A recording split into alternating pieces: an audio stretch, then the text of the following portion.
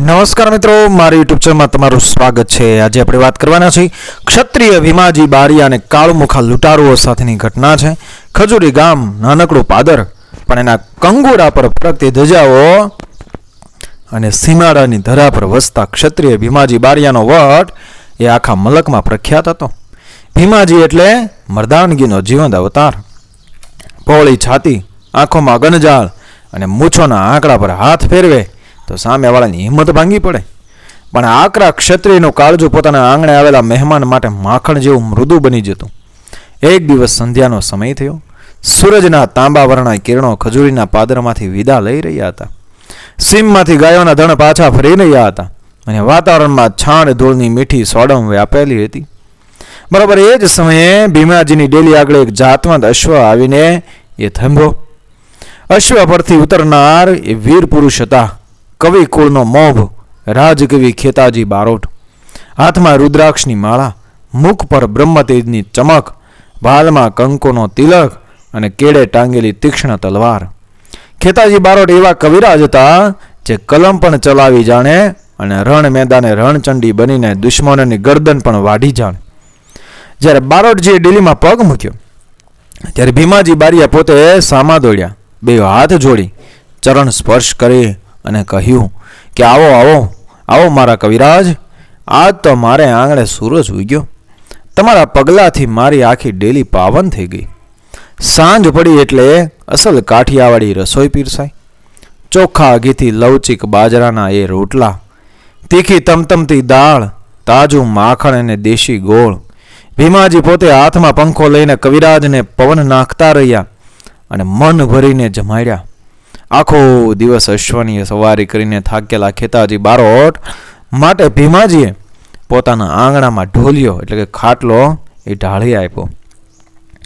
કવિરાજ ઘોર નિંદ્રામાં સરી પીડ્યા। એમના મુખ પર એક અદ્ભુત તૃપ્તિ હતી। ભીમાજીએ ધીમેથી કવિરાજના ચરણ દાબ્યા અને મનમાં ઈશ્વરને પ્રાર્થના કરી કે હે નાથ, મારો પરોણો ઘોર નિંદ્રામાં છે, એના સુખમાં કે ઊંઘમાં સહેજ પણ ખલેલ ન પહોંચવા દેજો। માજમ રાતનો બીજો પહેર વીતી ચૂક્યો હતો। કાળી ડિબાંગ રાતમાં પવન પણ ગિરિમાળાઓ વચ્ચે સીટીઓ વગાડતો હતો। આખું ખજૂરી ગામ નીરવ શાંતિમાં ઊઘી રહ્યું હતું। પણ બરાબર અડધી રાતે ખજૂરી ગામના સીમાડે કાળે પગરણ કર્યા। ધડબાંગ ધડબાંગ ધડબાંગ ડાબલા વાગ્યા। ગામના શાંત વાતાવરણને ચીરીને આજુબાજુના પ્રદેશોમાંથી એ ત્રાટકેલા કાળમુખા લૂંટારોની ધાડા ખજૂરીના પાદરમાં ઘૂસી આવી। હાથમાં બળતી મશાલો, ઉઘાડી તલવારો અને મોઢામાંથી રાક્ષસી કિકિયારીઓ। લૂંટારુઓનો ઈરાદો આખો ખજૂરી ગામ ભાંગવાનો, માલઢોર લૂંટવાનો અને જે આડો આવે એની ગરદન વાઢી નાખવાનો હતો। સીમમાં ઢોર ઢાકર ભાંભરવા લાગ્યા। સ્ત્રીઓ અને બાળકોની ચીસોનો અવાજ ભીમાજી બારિયાની કાનપટ્ટીએ અથડાયો।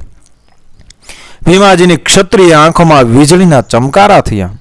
લોહીમાં એવું જનૂન ચડ્યું કે એમણે ક્ષણનો પણ વિચાર કર્યા વગર ભીતે ટીંગાડેલી તલવાર ખેંચી લીધી। પણ જેવી એમની નજર આંગણા તરફ ગઈ, એમના પગ જમીન સાથે ચોંટી ગયા। આંગણામાં ખેતાજી બારોટ નિશ્ચિંત થઈને ઘોર નિંદ્રામાં પોઢેલા હતા।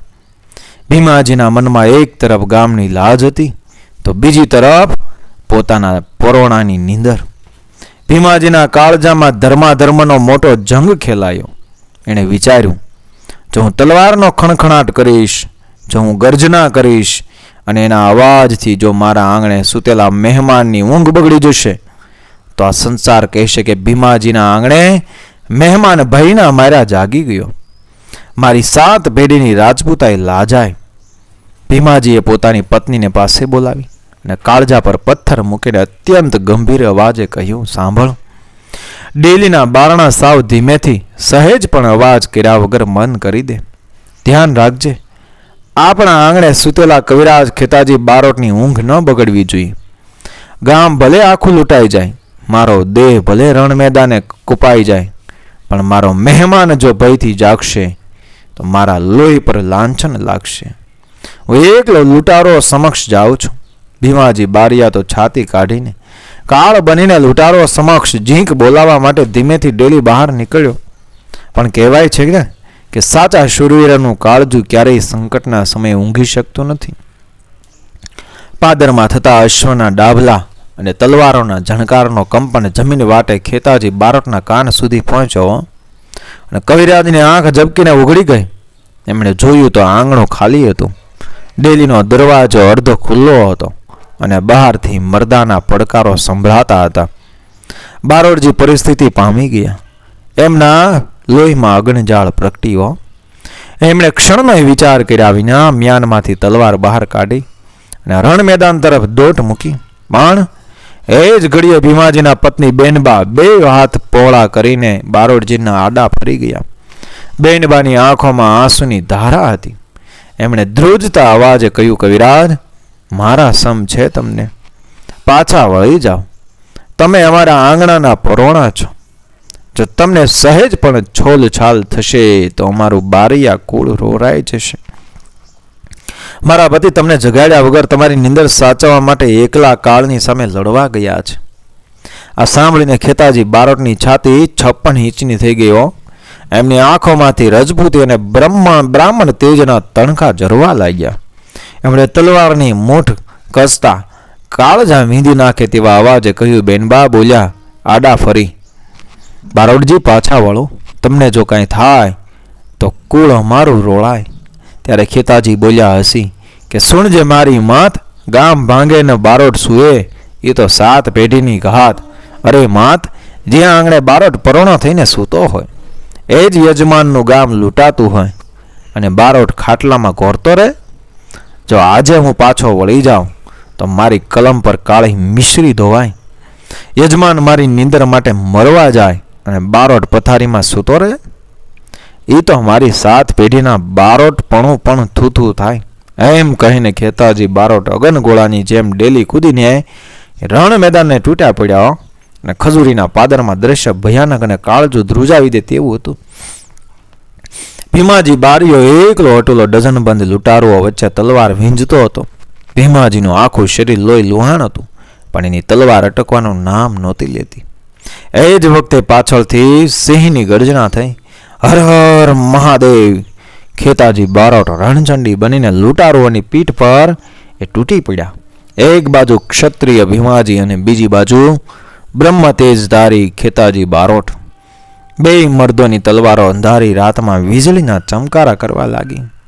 ખેતાજી કોપિયા હથિયાર લીધા રણના મેદાને એ તો કૂદી પડ્યા. ભીમાની પડખે બારોટ ઊભા કાળ બનીને લૂંટારા માથે તૂટી પડ્યા. ખણખણ તલવારો ખણકવા લાગી. ધડથી મસ્તક જુદા થવા લાગ્યા. લોહીની નદીઓ સીમમાં વહી, પણ ખજૂરીની આબરૂ અકબંધ રહી.